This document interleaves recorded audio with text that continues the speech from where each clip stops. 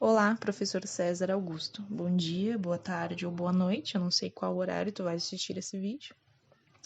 Essa apresentação foi um trabalho em conjunto meu, Sheila Lopes, das minhas colegas Laura Castro e Kathleen Amaral. Eu vou dar introdução à apresentação. Arthur Holly Compton nasceu em 10 de setembro de 1892 em Ohio, nos Estados Unidos. Foi professor-chefe do Departamento de Física na Universidade de Washington, em St. Louis, também nos Estados Unidos. A descoberta do efeito Compton lhe rendeu um prêmio Nobel de Física. Além da sua descoberta do efeito Compton, que demonstrou a natureza de partícula da radiação eletromagnética, onde a natureza ondulatória da luz havia sido bem demonstrada, durante a Segunda Guerra Mundial, Compton foi uma figura-chave no projeto Manhattan, que desenvolveu as primeiras armas nucleares.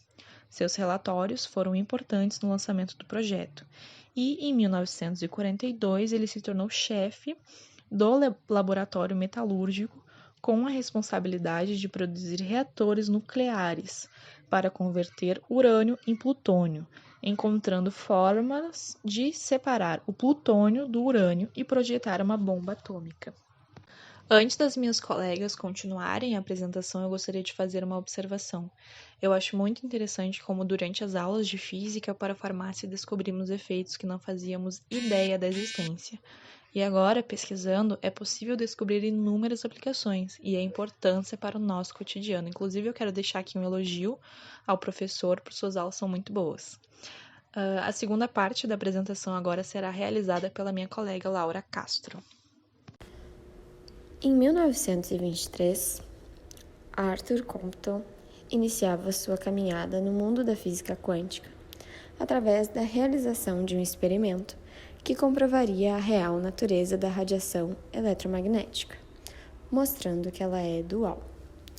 Ele montou, então, um equipamento que emitia um feixe de raios-x com certo comprimento de onda conhecido já calculado por ele. Esse equipamento emitia esse feixe sob um alvo de grafite e percebeu que após a colisão dos raios com o grafite, havia o espalhamento dos mesmos, pela interação com a estrutura cristalina do elemento, como mostra no esquema da imagem.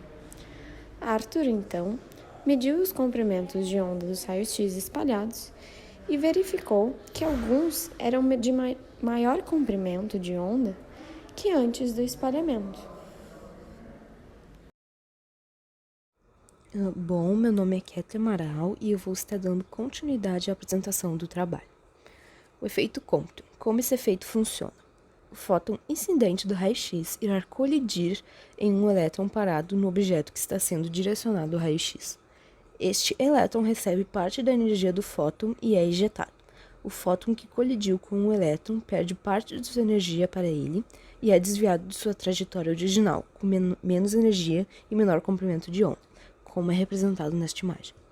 Na radiologia, o efeito Compton é de extrema importância para a radiologia, pois durante um exame radiológico, as radiações interagem com os tecidos do corpo, onde podem ocorrer o efeito Compton ou o efeito fotoelétrico, dependendo das condições, como o tipo de radiação, se é gama ou radiação X, a qualidade da radiação, ou seja, a quantidade de energia na radiação, sendo necessário mais energia para o efeito Compton ocorrer, a espessura do objeto que vai receber a interação desta radiação, também como a densidade e a distância do ponto inicial da radiação ao objeto. O efeito fotoelétrico se difere do efeito Compton porque a energia do fóton é totalmente transferida para um elétron que é ejetado, o chamado processo de ionização. E como o fóton perde toda a sua energia para o elétron ejetado, ele deixa de existir, o que evita a diminuição do contraste e da nitidez, fazendo com que o exame seja preciso. O total de interações depende da energia do fóton.